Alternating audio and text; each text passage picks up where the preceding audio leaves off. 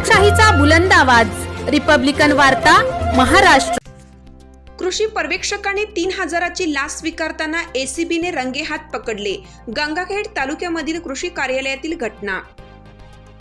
राज्य कृषी यांत्रिकीकरण योजनेअंतर्गत रोटावेटर मिळालेल्या शेतकऱ्याचे फोटो अपलोड करण्यासाठी व अनुदानाची रक्कम बँक खात्यावर टाकण्यासाठी तक्रारदार यांच्याकडून तालुका कृषी कार्यालयाचे कृषी पर्यवेक्षक मोहन देशमुख यांनी त्यांच्या खासगी रूमवर दिनांक 12 मार्च रोजी 11 वाजण्याच्या सुमारास 3000ची लाच स्वीकारताना लाचलुचपत प्रतिबंधक विभाग परभणी यांनी रंगेहात पकडलं।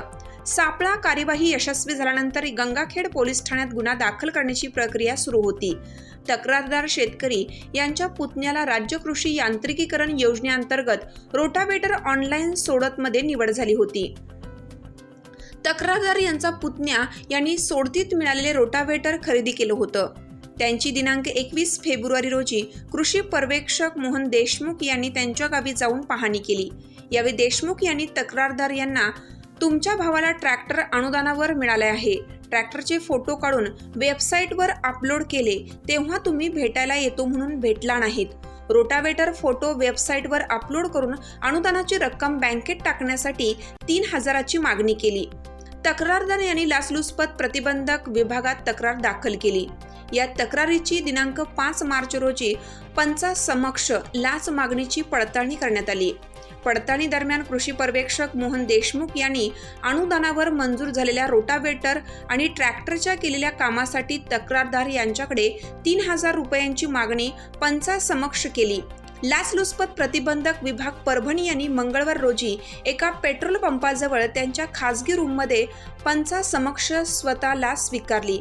3000 रुपयांची लाचेची रक्कम स्वीकारल्यानंतर रकमेसह कृषी पर्यवेक्षक मोहन देशमुख यांना एसीबीने ताब्यात घेतलं। पुढील कार्यवाहीसाठी गंगाखेड पोलीस ठाण्यात घेऊन आले। त्यांच्यावर गुन्हा नोंद करण्याची प्रक्रिया सुरू होती।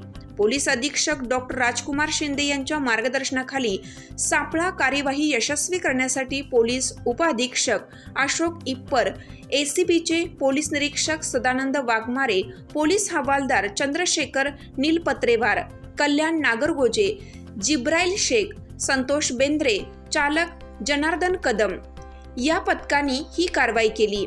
रिपब्लिकन वार्ता महाराष्ट्र न्यूजसाठी गंगाखेड परभणी प्रतिनिधी राजकुमार मुंडे।